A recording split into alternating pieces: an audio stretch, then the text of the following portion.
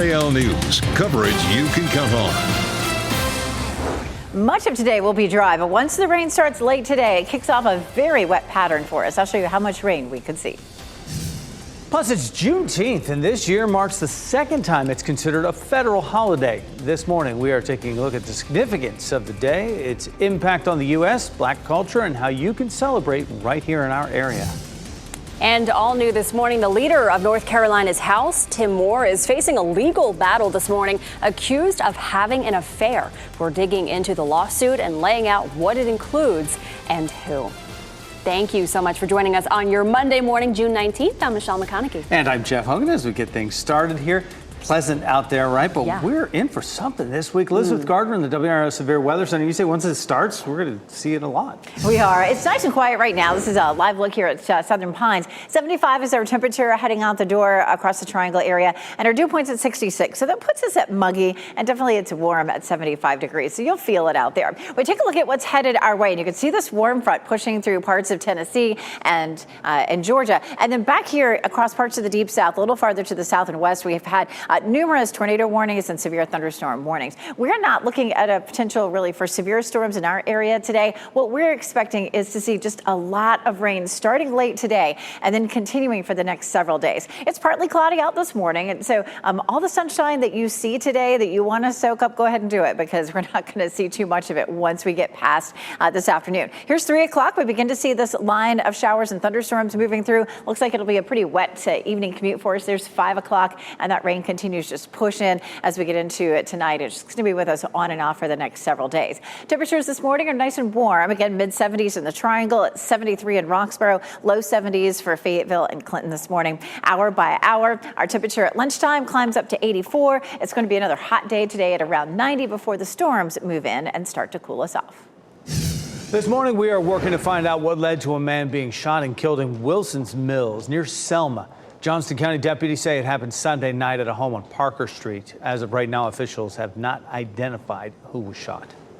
And police in Fayetteville say they're investigating a double deadly shooting. Officers say a husband and a wife were found dead on Torbay Drive. Investigators say officers found Lewis and Sandra Robinson in a home just after 3 o'clock on Sunday. Police think this is an isolated incident and there's no threat to the public. We are working to find out what led up to this shooting.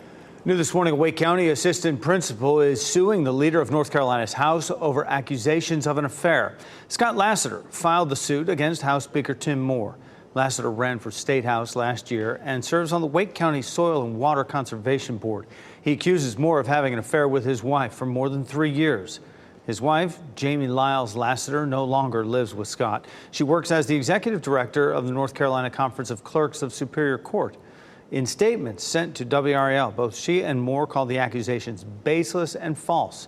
North Carolina is one of the few states that allows spouses to sue for an affair. Scott Lassiter is seeking more than $25,000 in damages.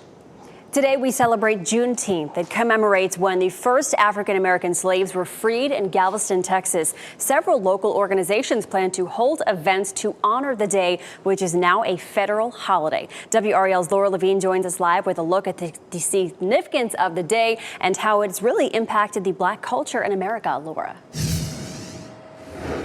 Michelle, good morning. Where there are several events taking place across the Triangle, really a lot of opportunities to learn and reflect on this day. Here at NCCU, the law school here will have an event to really educate people about why we celebrate this day. Get a look at the crowds over the weekend who celebrated. Juneteenth commemorates the emancipation of enslaved Americans. The School of Law at NCCU says their descendants are disproportionately represented in our judicial system. So today, a panel discussion will take place here along with performances and entertainment. It's considered the longest running African-American holiday, but Juneteenth wasn't recognized as a federal holiday until June 17th, 2021. That's 156 years after it was first celebrated. Many people believe it's important we continue to recognize our history and highlight paths to move forward. I think it's something that we have to continue push as a person, as people, to celebrate and to commemorate. And it's just a reminder that many offices, businesses, banks will be closed because, again, today is a federal holiday. The event here behind me at NCCU will take place at 1 p.m. Laura Levine, WRAL News, live in Durham. And in Fayetteville, you can celebrate Juneteenth with the 4th annual Harry Jones Memorial Lecture. Deputy Secretary for the state's Office of Archives and History, Dr. Darren J. Waters, will give the speech. It's happening at Mount Sinai Missionary Baptist Church in Murchison, that's on Murchison Road, and that's across from Fayetteville State University. The event is hosted by the NC History Center on the Civil War, Emancipation, and Reconstruction. The lecture will begin at 7 p.m. And if you'd like to learn more about Juneteenth and its impact on America, you can go to our website, WRAL.com. Happening now, Secretary of State Antony Blinken is preparing to meet with China's president in the first high-level talks between our two governments in months. Blinken was expected to meet this morning with Chinese President Xi Jinping to try and jumpstart communication. Earlier this month, Blinken met with the country's top diplomat. Relations between the U.S. and China have fallen to their lowest point in decades after American jets shot down a Chinese surveillance balloon that drifted across our country back in February. Police in Cary are working to find out what led a man being stabbed at an apartment complex. Officers spent hours at the Ashton Woods Apartments trying to figure out how this all happened. They say a man was stabbed several times at an apartment, then made it down the street to a parking lot. First responders took him to a hospital from there. We have made calls to see how he's doing this morning. Police have not said what led to the stabbing or if they know who did it. Investigators are trying to figure out what caused a mobile home to burn down on Father's Day, killing 5 people, including a father and his sons. Video from Sky 5 shows all that's left from the home on Campground Lane in Harnett County. Just pieces of metal and charred appliances there. Firefighters responded to the home yesterday morning. They say Michael and Tammy Braymeyer, along with Daniel Garner and his 2 sons, were inside when the flames started. None of them made it out. Garner was a family friend who was staying with the Braymeyers. His sons were both under 18. Hundreds of thousands of people are waking up in the dark this morning after severe storms rocked southern states overnight. Many customers in Oklahoma are still waiting this morning to learn when they'll get their power back as they brace for temperatures today in the 90s. Storms there knocked down trees, cutting off power and roads. The National Weather Service is also investigating reports of tornadoes. Last week, storms in the south killed at least 5 people. One single stroke sealed the deal for a new U.S. Open champion.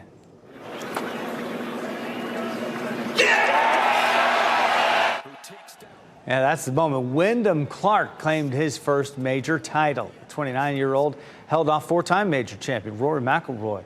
And get this, he had never even made the cut for this competition before. After the tournament, Clark dedicated his win to his mother, who died of breast cancer in 2013.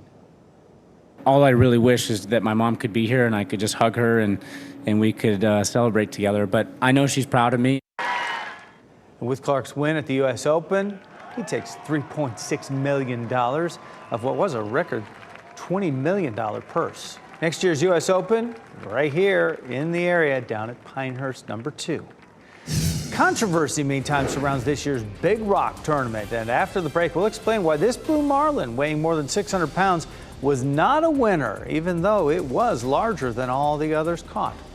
Plus, this morning, President Biden is preparing for his California visit. What he's expected to announce today in an effort to combat the climate crisis. We'll give you a live look outside at Raleigh right now from our WRAL Live Cam network. Elizabeth Gardner in the WRAL Severe Weather Center tracking changes, including rain, and when we will see it cool down and how long that'll all last. From the WRAL Severe Weather Center, North Carolina's most experienced team of meteorologists. It is 4:42, and look, it's dry because it's not going to be dry for most of the remainder of the week. We have a lot of rain in our forecast starting this afternoon, continuing at least through the weekend. So nice and dry there in Apex. Anything you need to get done outside while it's dry, you want to do that before the middle of the afternoon. 66 in Lewisburg, 72 in Fayetteville and Irwin, at 66 at South Hill. So it's a warm morning, certainly, as you're out walking the dog. Temperatures are going to be upper 60s to right around 70. By the time you're walking the dog this evening, warning, the rain will be here. So download the WRAL weather app and it'll show you when rain's headed your way. We're not looking at a lot of severe storms with this, but some flooding is possible due to the amount of rain that we'll see in the next several days. So we'll go over that coming up. Today, President Joe Biden travels to California as he highlights the climate change crisis we are facing. It's part of the campaign swing through that state this week. The White House says Biden will be in Santa Clara County, expected to unveil a major program to help communities become more resilient to extreme weather and other impacts of climate change. The program is reportedly aimed at coastal areas. The president's three-day trip to the Bay Area comes less than a week after 4 major environmental groups, including the Sierra Club, endorsed the president's re-election bid. And happening today, most mask requirements come to an end for UNC Health employees, patients, and visitors. UNC Health is going mask optional based on current CDC guidelines as COVID-19 cases and transmission rates continue to decline. Masks will still be required in certain cases, including for patients who have symptoms of respiratory illnesses and for employees who are treating those patients. Patients who choose to wear a mask can ask their provider to wear one as well. And a woman is facing charges this morning accused of robbing a gas station in Rocky Mount. Police say WRAL Watson went inside the Speedway on Wesleyan Boulevard early Sunday morning, just after midnight. They say she pulled out a gun and demanded money. Officers found the suspect in a field behind the store. Watson is charged with armed robbery with a dangerous weapon and resisting arrest. All right, so look at the size of this giant blue marlin that was pulled from the ocean during this year's Big Rock tournament. That weighed 619 pounds, bigger than any other of the blue marlins that were caught in the tournament.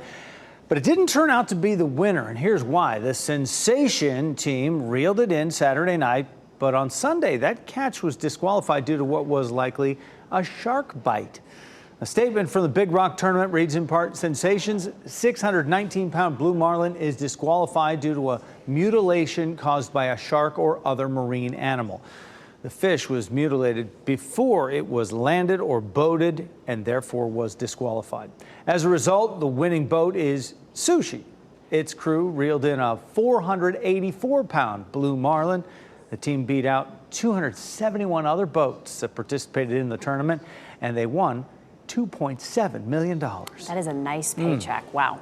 Well, a 17-year-old is grateful to be alive after needing to be rescued from a rip current at Holden Beach. Seth Enzo says he started to feel the water pull him under, but didn't realize until 5 minutes later that he was stuck in a rip current. Luckily, Timothy Turner was in the right place at the right time. He saw Enzo and another man struggling, so he grabbed his board and jumped in to help, risking his own life to save them both. They were done. They were out of energy. They were just bobbing and weaving. That was a very difficult situation. I don't think very many people would have been able to save me. I would just like to express my gratitude and thanks to Mr. Tim again and how lucky I am for him to be out there.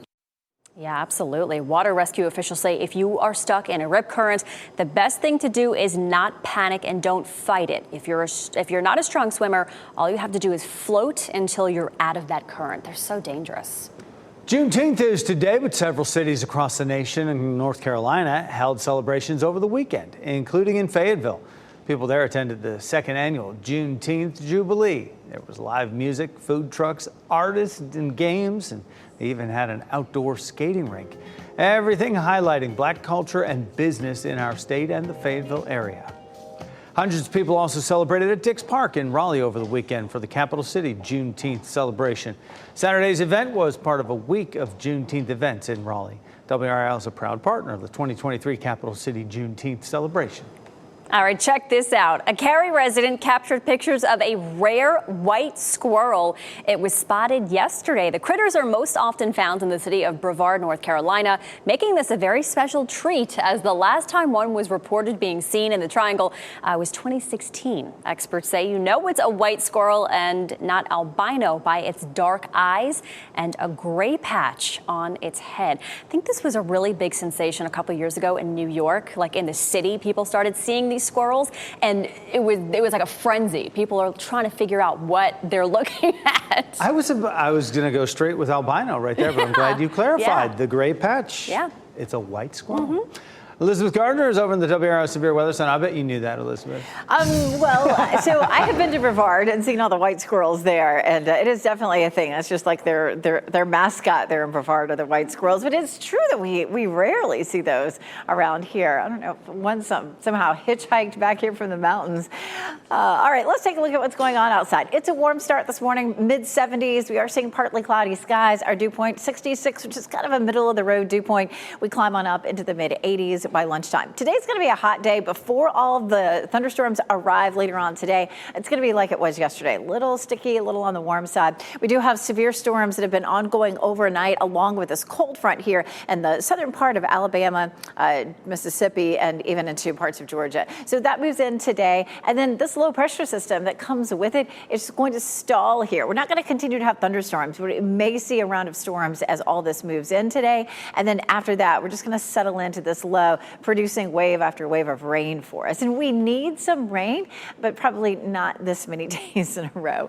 So here's this morning at 9 a.m. We're seeing partly cloudy skies. There's lunchtime. And then we start to see this line of thunderstorms that moves in. That's 3 o'clock in the afternoon in our western counties. And there's 5 o'clock right through the middle of the viewing area from Fayetteville to Raleigh to Durham up toward Roxborough. So it looks like a messy evening commute. And then that continues to push eastward and just kind of hang out. 9 o'clock, it's just going to be some rain showers, and that continues into the evening. This is a look at how much rain we could see in the next 7 days. In the mountains, it could be as much as 10 inches. And our western counties, it could be 4 to 5. Our eastern counties, 2 to 3. Now, this is over a 7-day period, but that is still a good bit of rain. And we're going to go over. We don't have a potential for flooding today, but that does kick off tomorrow, and we'll walk through that coming up. Again, today's going to be hot before those storms develop. 90 in Raleigh, 88 in Durham, 91 in Fayetteville. But after that, our temperatures really cool down. For Tuesday and Wednesday, our highs are in the 70s, and Thursday and Friday, we're in the low 80s. So this is going to be a completely different weather pattern that we're moving into. So again, from 90 to 79. The first day of summer is Wednesday with a high of just 74 degrees. And then gradually our temperatures creep up and our chances of rain begin to ease up just a little bit. Right now, it looks like the wettest day of the week will be Wednesday, but the showers are with us through the weekend. Quite a rainy pattern. Thanks, Elizabeth. Well, Netflix releases a new teaser for Squid Games. We're taking a look at what it all showed and what you can expect from it and when season 2 will hit your screens.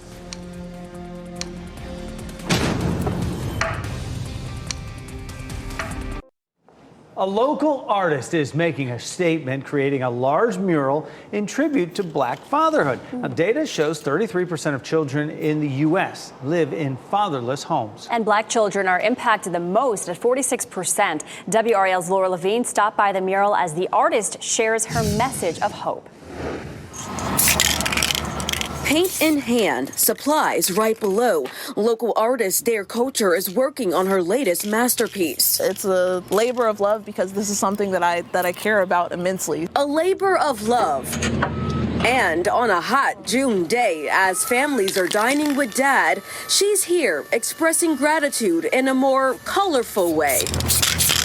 All my work focuses around this positive imagery, specifically of Black people, pictures of joy, depictions of family and love, and I think for me, this picture was the epitome of that. This photo of Busta Rhymes gently kissing his son Trillion on the forehead as he drops him off to college is the inspiration behind it. Irregardless Cafe on West Morgan Street making the perfect canvas. That depiction of the concept of being loved completely and thoroughly. And I know that there are a lot of people who grew up without a father. Like, my father wasn't in my household, but I was still in contact with my father. A tribute to Black fatherhood, another reason why this has become a passion project of hers. She spent day in and day out on this, with even some sleepless nights. It's many hours, but it's also it's a lot of processing. So even when I'm not here, I'm thinking about this piece. Culture is here with a goal to spread hope with every stroke. This feels like that love, especially if it's something that they didn't have. Something, when I say my art is a space for joy and healing and feeling, like, I think this gets to be both joy and healing and feeling and love. She's had a journey of her own over the past few years trying to bring this idea to life. The owner of Irregardless was determined to make it happen. But I'm glad that we finally got to the point where timeline-wise this has come together, because I feel like the world needs this right now. We need this right now. I need this right now.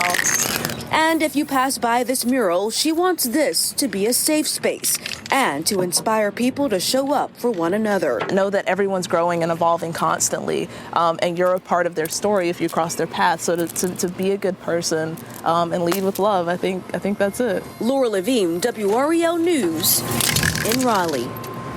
Another photo op downtown for certain. Squid Game is coming back for a second season, and Netflix just released a teaser with new information about the next steps for its mega hit series. It includes the return of some familiar faces from the first season, including lead actor Lee Jung-jae. However, the new teaser did not include a release date for season 2. Squid Game racked up 6 primetime Emmys after its debut in 2021. Well, this is the ultimate crossover. Terminator star Linda Hamilton is joining Stranger Things. It's for the Netflix show's 5th and final season. The company's chief action officer happens to be Arnold Schwarzenegger, Hamilton's Terminator co-star. He helped announce Hamilton's news during an event in Brazil on Saturday. It's unclear what role she will play, but production on the show is on hold right now because of the writers' strike. I love Stranger Things. I hate the writer's strike. I me want it to too. end. I know. There's an investigation that's underway after 3 people were shot and killed in Mooresville. Now, coming up at 5, what we know about the suspects in this case. And today is Juneteenth, and there are celebrations that you can be a part of right here in the Triangle. WRAL's Laura Levine will tell us about those and explain the significance of this relatively new holiday. Plus, Who takes down all the stars. In the City of Stars, Wyndham Clark wins the 2023 U.S. Open. We'll show you the touching dedication he made to his late mother after the win.